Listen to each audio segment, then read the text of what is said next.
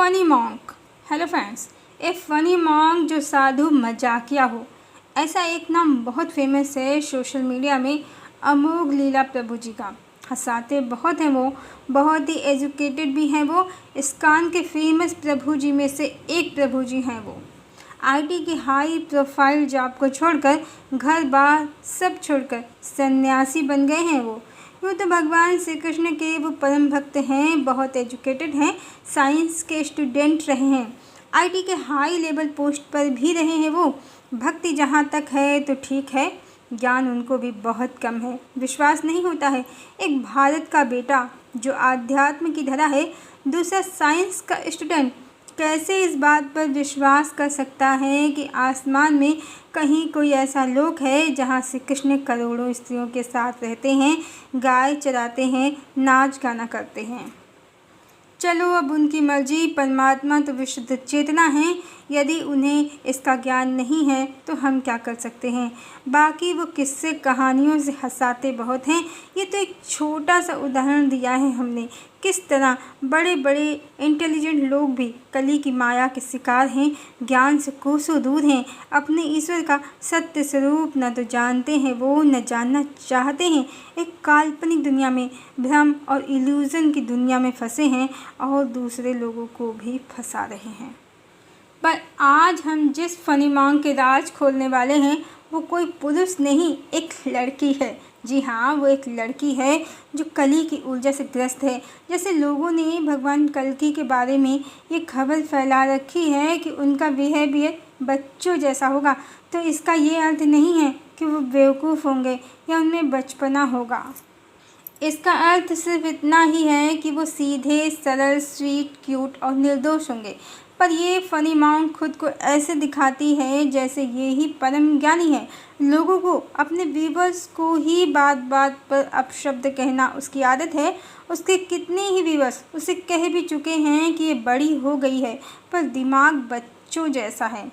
मतलब वो स्वयं को बड़ा ही बताती है, कभी खुद को कृष्ण बताती है, कभी कल्कि, कभी वैष्णवी, कभी दुर्गा, कभी चर्च, कभी इजराइल, कभी जीसस की बीबी। एक दिन वो कुछ बन जाती है, अगले दिन कुछ और।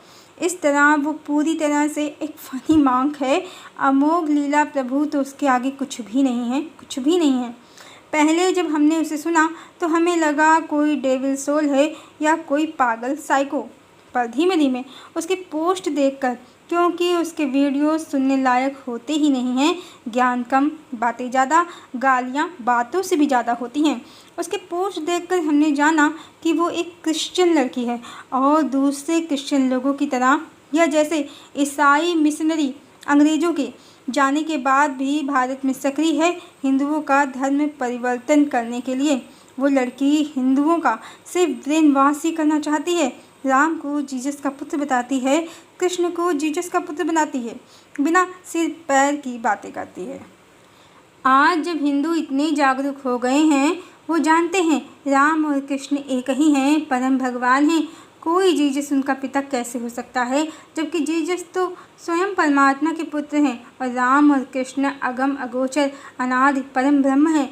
ऐसे में उसकी बेसिर पैर की बातों पर कोई क्यों ही विश्वास करेगा। सब उसे बेवकूफ़, साइको समझते हैं। बहुत से लोग समझते हैं कि उसे हिंदू धर्म का ज्ञान नहीं है, पर सच इतना ही है कि पहले तो वो मेंटली इल है, वो स्वयं को भगवान समझती है। दूसरे, वो बहुत ही होशियारी से काम कर रही है और लगी हुई है कि यदि एक भी हिंदू उसकी बातों में फंस गया कि जीसस ही परम भगवान हैं और वो जीसस की पत्नी भगवान की वाइफ, तो उसकी मेहनत सफल हो गई।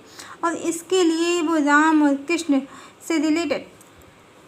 और कृष्ण को रिलेट करके देवी दुर्गा और देवी लक्ष्मी, देवी पार्वती, देवी सती, देवी राधा, यहाँ तक कि माता सीता के विषय में भी उल्टी सीधी कहानियाँ बना बना कर सोशल मीडिया में चलाती है और घुमा फिरा कर जीसस को राम का, कृष्ण का पिता बना देती है।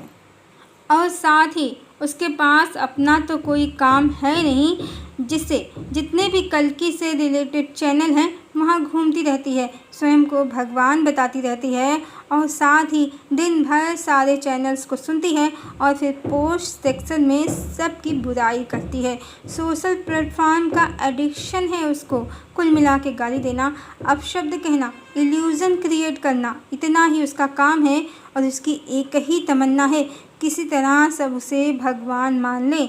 वैसे खुद को स्वयं को भगवान ही घोषित कर चुकी है वो, और उसके पास इस समय 2-3 ही चमचे हैं, पर वो उनसे भी नाराज़ हो जाती है।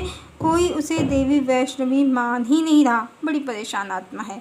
हमारा ये कंटेंट उसे बहुत बुरा लगने वाला है, पर हम क्या करें। हमें पता है हमें सुने बिना उसका खाना हजम नहीं होता है, तो उसकी सेहत का ख्याल रखना पड़ता है हमको। पूरी तरह से वो एक इल्यूज़न बॉडी है जिसका काम सिर्फ और सिर्फ इल्यूज़न क्रिएट करना है, और जो ऐसी एनर्जी है इस समय समाज में, वो सिर्फ इसलिए ही लो डायमेंशन से धरती पर आई है कि एक तो भगवान कल्कि के काम में, धर्म की स्थापना के काम में वो डिले कर सके, दूसरे कुछ मनुष्यों को अपने साथ लो डायमेंशन के लोक में ले जा सके। और इस समय विधर्मी ही नहीं, हिंदुओं में भी ऐसे इल्यूज़न बॉडी समाज में घूम रहे हैं जिनका काम शिव और विष्णु में भेद उत्पन्न करना है, राम और कृष्ण में भेद उत्पन्न करना है, राधा और सीता में भेद उत्पन्न करना है, सनातन धर्म में घोटाला करना है, जमकर घोटाला करना है, इल्यूज़न क्रिएट करना है, लोगों को सत्य से दूर करना है।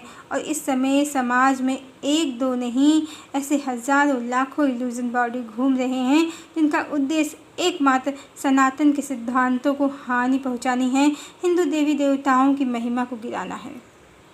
ऊपर से भले ही फनी मॉन्ग की तरह ये बिहेव करते हों, पर इनके इरादे खतरनाक हैं, बड़े खतरनाक हैं। इनको पहचानना भी आवश्यक है और इनका बहिष्कार भी परम आवश्यक है, अन्यथा सनातन धर्म और उसके सिद्धांतों को नुकसान पहुंचाना ही इनका मूल उद्देश्य है। इन लोगों ने धर्म को मजाक बना दिया है अपने फ़न के लिए।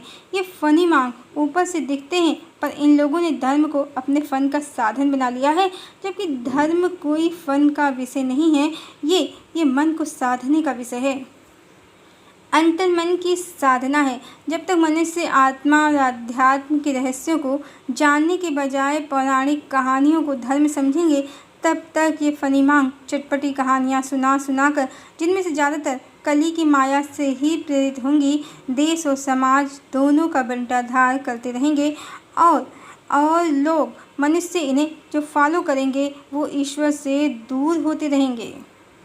जो इनका मूल उद्देश्य है, सत्य और ईश्वर से मनुष्यों को दूर रखना और कली की माया का विस्तार करना, इन लोगों ने सतयुग को गेम बना दिया है। इसलिए इन फनी मॉन्ग को हल्के में लेना ना समझी होगी। परमात्मा तो अवश्य धरा पर आ गए हैं, सत्य की स्थापना तो वो कर ही देंगे, पर हमें भी चाहिए कि हम अपने विवेक बुद्धि का प्रयोग करें, सत्य असत्य में भेद करना सीखें, कली के अन्यायों से दूर रहें, ताकि परमात्मा के कार्य में बाधा ना बने, हम उनके सहयोगी बने, स्वयं का भी कल्याण करें और एक उत्तम समाज का निर्माण करें, जहाँ धर्म का अर्थ चटपटी कहानियाँ नहीं, बल्कि आत्मा परमात्मा के तत्व को समझना है, जो मुक्ति का मार्ग है। चटपटी कहानियों में मज़ा बहुत आता है, रहस्यमयी कॉमिक्स जैसी लगती हैं, पर वो धर्म का विषय ही नहीं है, ना ही वो आध्यात्म का विषय है। यही सत्य है। सत्य को जानें और स्वीकार करें, तभी आत्मिक और आध्यात्मिक उन्नति संभव है। आध्यात्म फन का विषय नहीं है, धर्म आध्यात्म मन का विषय है। धर्म कहानियों में मन को दौड़ाना नहीं, बल्कि संसार में भागते हुए मन को नियंत्रित करना है। ये समझना होगा। हरि ओम।